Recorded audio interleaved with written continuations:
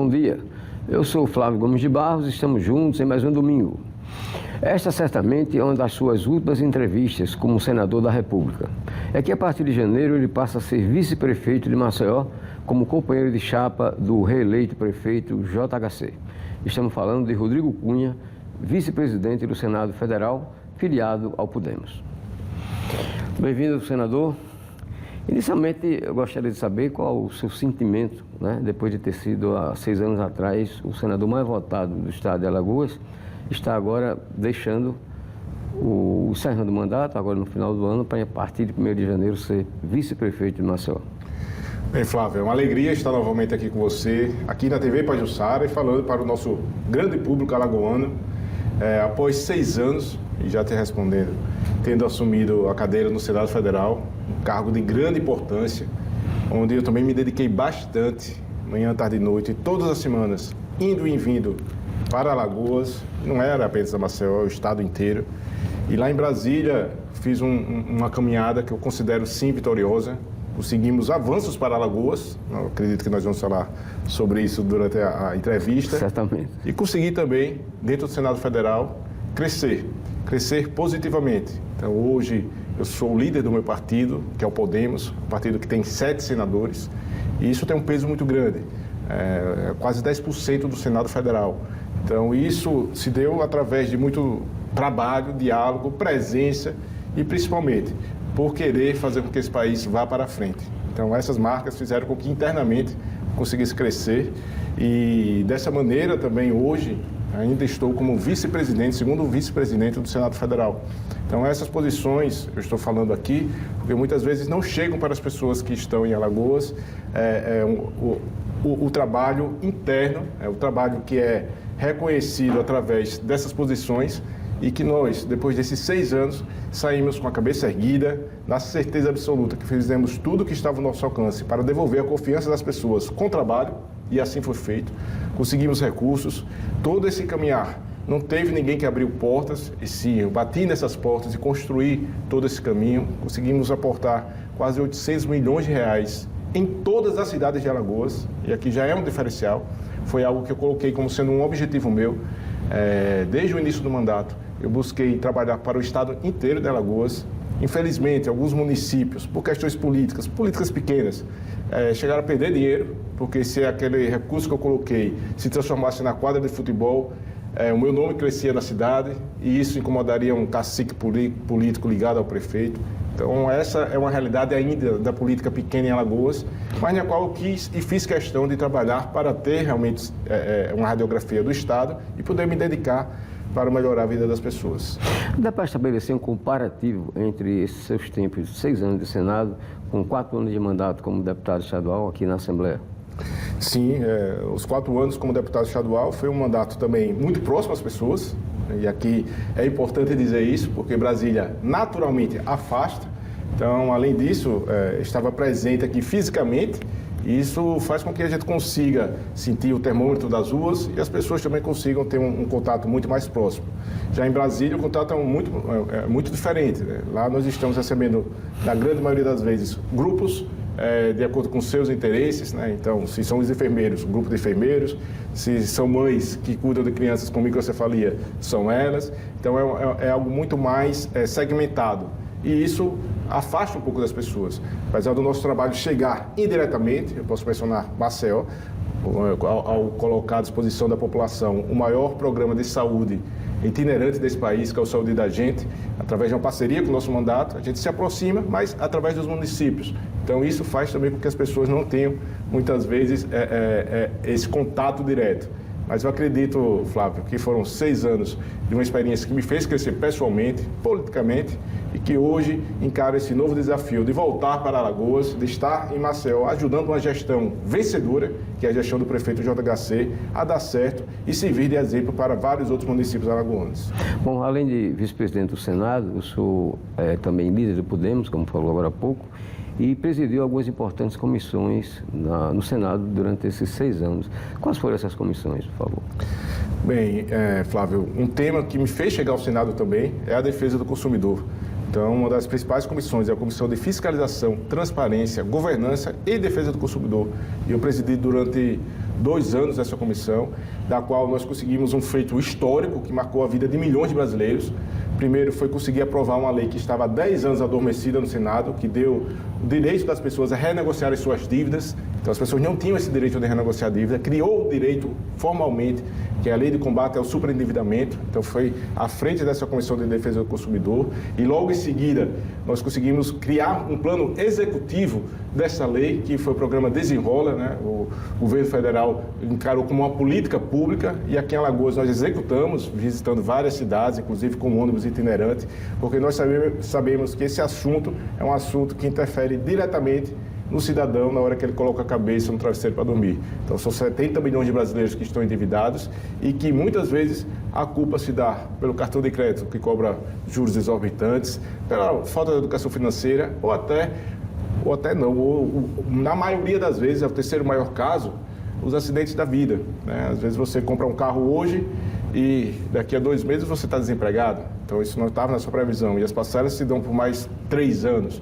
Então, situações de doença na família, de morte na família, que faz com que a sua renda caia, a separação que faz com que a renda caia também. Então, todas essas situações nós buscamos trabalhar e tudo se fecha em torno de um intuito, que é o intuito que me fez entrar na política também, que é trabalhar para que as pessoas melhorem a sua autoestima. Aqui o nosso estado de Alagoas é um estado belíssimo, é um estado que vai ser forte. Não quando os políticos forem fortes, mas quando os alagoanos se sentirem fortes. E para isso a gente precisa muito trabalhar com a autoestima do nosso povo. Bom, dentre essas comissões das quais o senhor participou, tem a CPI da Braskem, né, que apura aquele acidente que aconteceu aqui em Maceió, afundamento do solo, enfim, essas consequências que todo mundo já tem conhecimento. Quais foram os resultados práticos dessa CPI da Braskem? E eu pergunto também se o senhor ficou satisfeito com esses resultados. Tá, deixa eu só fechar a última pergunta que eu falei de uma. A outra comissão é a de Ciência e Tecnologia. E aqui eu só vou resumir em uma ação que foi colocar internet Wi-Fi em todos os municípios de Alagoas. Referente à CPI da Braskem, que é um assunto seríssimo, é um assunto do qual eu me dedico desde o início do meu mandato, não só como senador, como deputado estadual, recebendo as pessoas, levando a sério aquilo que eles estavam falando, dando voz a muitas das pessoas e técnicos também que anunciaram o que estava acontecendo aqui em Alagoas, embaixo do nosso solo. Inclusive, a Rádio Pajuçara e a TV Pajuçara foram muito importantes e tiveram uma grande responsabilidade em dar visibilidade quando eu comecei a fazer as denúncias. Porque ali não era jogar palavras ao vento, era traduzir as lágrimas das pessoas em ações. Então, o chão das pessoas afundando. Tive acesso aos técnicos, que eram os maiores especialistas desse país, onde eles me falaram o que estava acontecendo. Mas eles falaram para outras pessoas também. E não vi outra pessoa usar os microfones para dar voz a esses técnicos e a essas pessoas. Então, naquele momento, nós realizamos uma audiência no Senado Federal, chamando todos os atores envolvidos e teve o compromisso desses técnicos entregarem um laudo dizendo o que estava acontecendo. E não só o que estava acontecendo, quem era o culpado.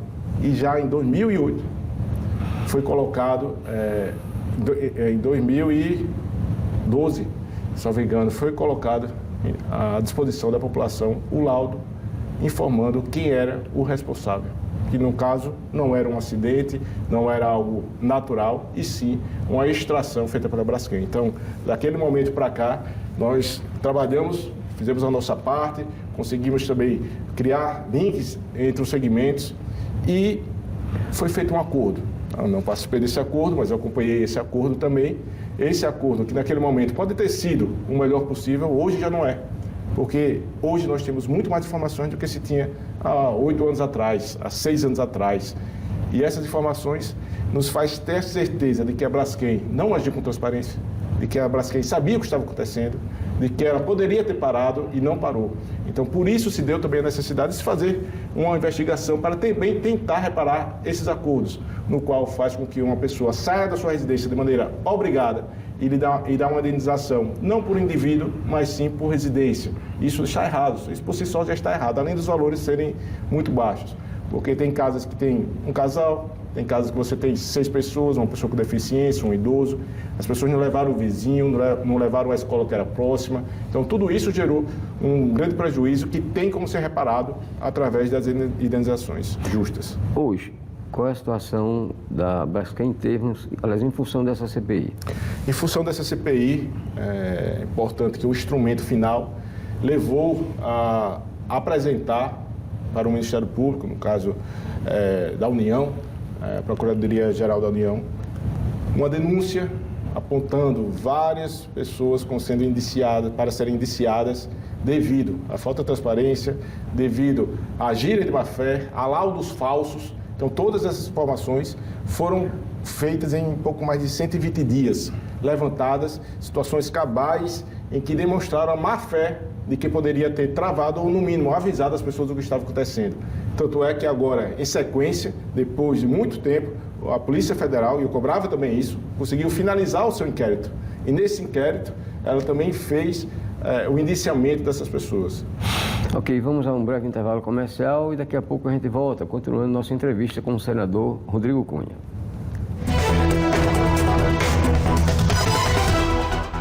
Estamos de volta com o programa Contextualizando aqui pela TV Pajuçara. Comigo, o senador Rodrigo Cunha, futuro vice-prefeito de Maceió. Senador, quais foram as ações mais relevantes que o senhor assim considera nesses seus 6 anos de mandato? Bem, Flávio, eu destaco aqui, é um trabalho que é minha marca também, em defesa das pessoas, na linha do consumidor.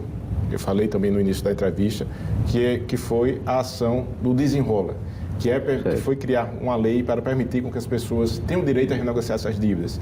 Além disso, eu consegui trabalhar em todos os municípios de Alagoas, em várias áreas, na área da saúde. Se você deve ter essa informação, mas se você perguntar à Santa Casa da Misericórdia de Maceió, ao Hospital Regional de Arapiraca, ao Hospital Sanatório, quem mais contribuiu em toda a história desses hospitais foi o nosso mandato, colocando recursos necessários para atender as pessoas. O maior programa de saúde itinerante desse país, de Maceió, foi feito com nosso recurso. Se o senhor pudesse resumir essas ações numa só, qual é que o senhor preferiria? Olha, eu acredito que foi o Hospital de Amor, que é um hospital que está instalado em Arapiraca, é um hospital para tratar da causa que mais tira a vida de mulheres, que é o câncer de mama. Esse hospital, ele é referência em toda a América Latina, mas a sua sede fica lá em Barretos. Então, as pessoas que têm recursos financeiros, quando ela tem uma suspeita de que pode estar com câncer de mama, ela pega o avião e vai para Barretos. Então, nós fizemos o caminho inverso. Na época, junto com a deputada Tereza Nelma, instalamos em Arapiraca o Hospital de Amor, trazendo aquele hospital para cá. E de lá para cá, a parceria só aumentou, o reforço de recursos, conseguimos adquirir 2 carretas para percorrer o estado de Alagoas, fazendo o que se deve fazer, que é um exame preventivo e fazer um diagnóstico precoce, porque também o câncer de mama é um dos maiores cânceres que tem condições de cura, se descoberto na época certa. Então, além disso, nessa linha, o hospital, ele tem uma área também que envolve desenvolvimento em tecnologia e startups na área de saúde. Então, isso eu posso dizer que foi um legado, está entregue fisicamente em Maceió, em Arapiraca, mas está disponível para todas as mulheres do estado de Alagoas.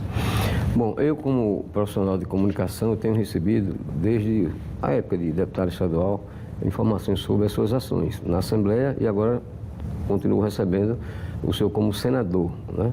Mas, apesar disso, foi criada uma imagem em relação à sua pessoa de que o senhor pouco tem agido como senador. A quem o senhor atribui uma situação como essa? Bem, Flávio, é o seguinte, aqui em Alagoas, quando surge um novo líder, os caciques e outros adversários tentam colocar o pé em cima para que você não cresça.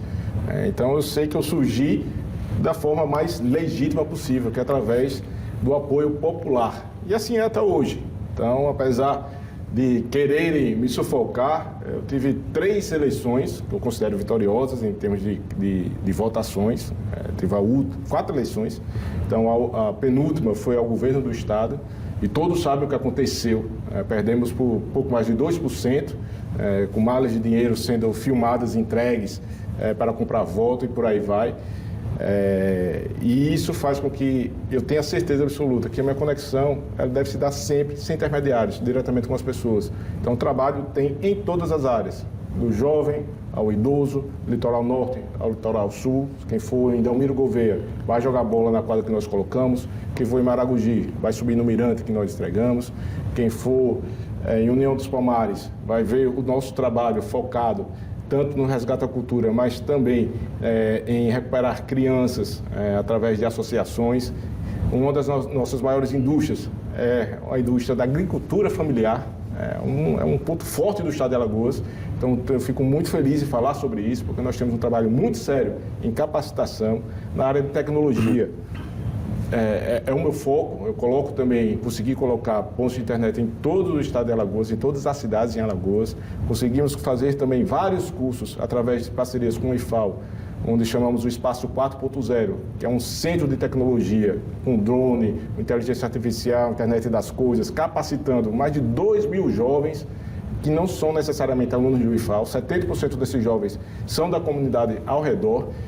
Então, o trabalho tem. Agora, nós temos adversários com grande poder de comunicação, e a gente sabe disso, mas não há nada em que, quando se coloca uma luz, não tira a sujeira e realmente só fica ali o que é de verdade. Agora, uma pergunta que todos se fazem, e a mim interessa essa resposta também.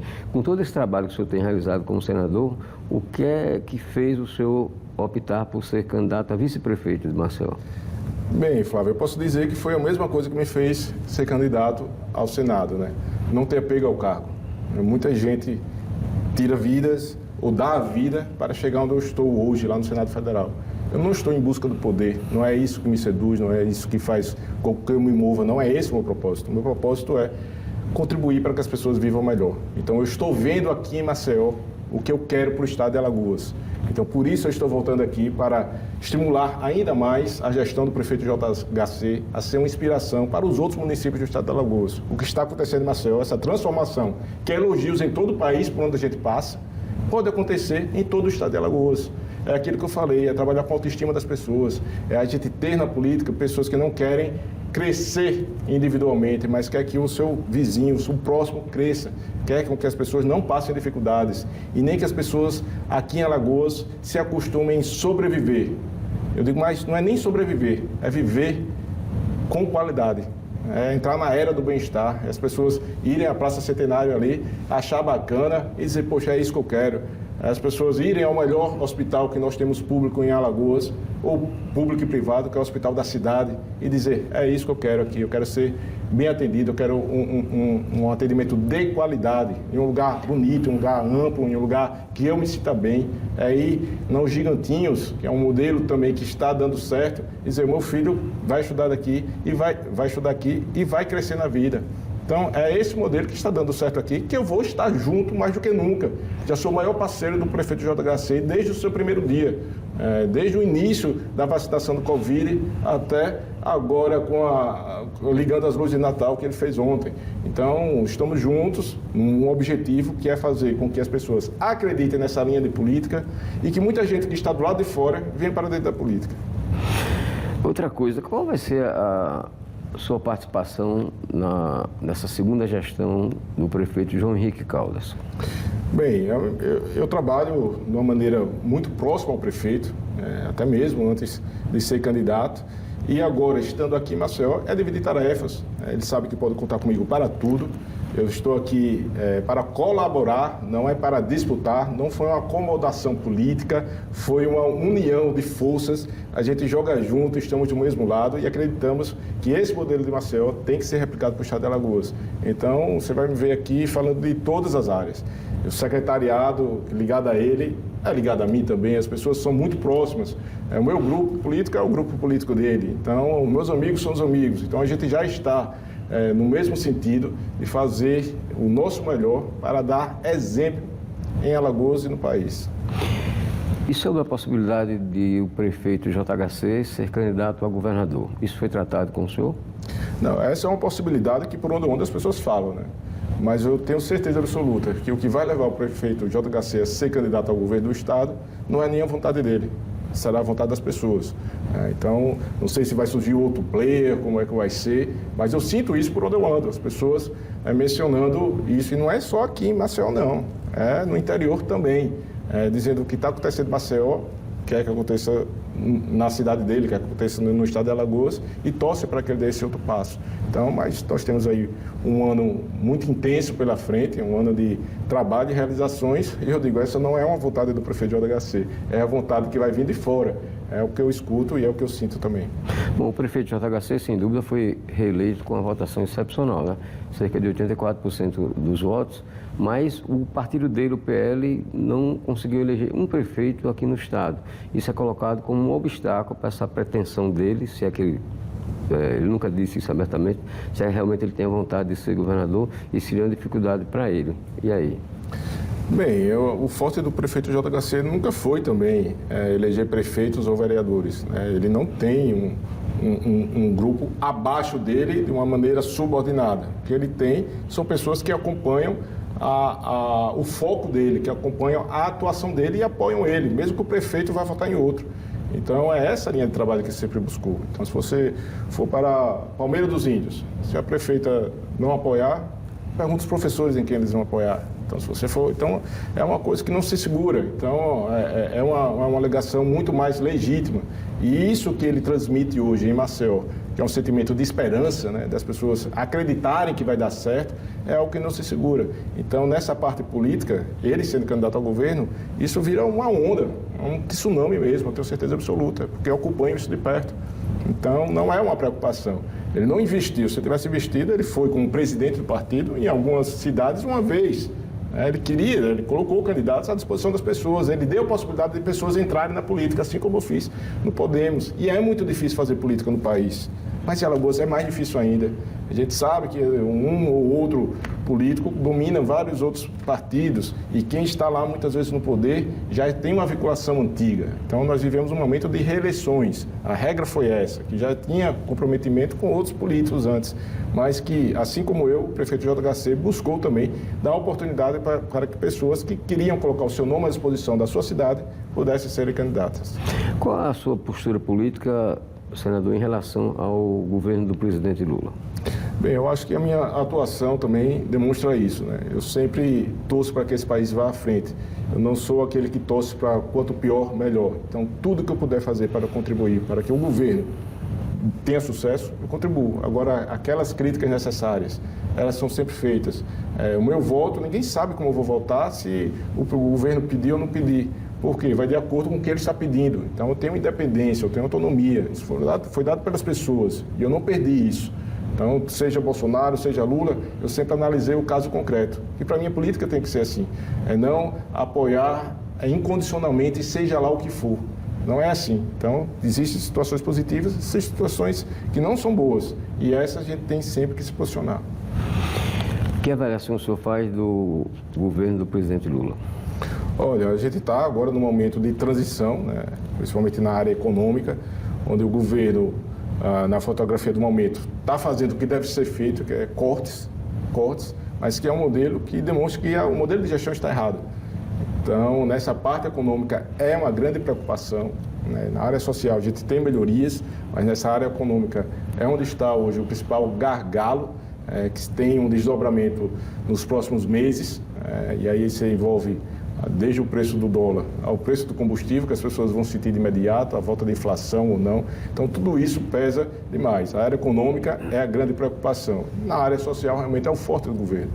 É o forte do governo, sempre foi a marca do presidente Lula. Agora, a gente tem que atuar de acordo com aquilo que nos move. E o que me move, realmente, é o melhor para o país. E eu repito aqui, Flávio, não tem amarras, não tem rabo preso, tem sim compromisso com o que é certo. Qual a referência para o senhor em termos pessoais, em termos de personagem político de Alagoas, para o senhor exercer um mandato político? Bem, eu tive o prazer de acompanhar a trajetória do governador Teotônio Vilela Filho. É uma pessoa que hoje está fora da política por opção, que saiu de cabeça erguida, que por onde eu passo tem trabalho dele no estado de Alagoas, é um cara do bem. Então, quando a gente une capacidade e também com a boa índole, é o modelo da política que eu quero É o modelo da política que Alagoas precisa. Não é aquela da ameaça, não é aquela do chicote, não é aquela da mala cheia de dinheiro, do capanga que aponta a arma para um policial. Não é esse o modelo de política, e sim o modelo de quem faz o bem. Senador, que mensagem o senhor teria especificamente para a população de Maceió, já que a partir de 1º de janeiro o senhor vai ser o vice-prefeito da cidade? A mensagem para o maceióense é que continue acreditando em dias melhores. A gente não pode perder a esperança. Estou voltando aqui para estar cada vez mais perto para contribuir com essa cidade linda. Você pode rever essa entrevista com o senador Rodrigo Cunha no YouTube da TV Pajuçara. O programa Contextualizando deste domingo fica por aqui. Tenham todos um ótimo final de semana.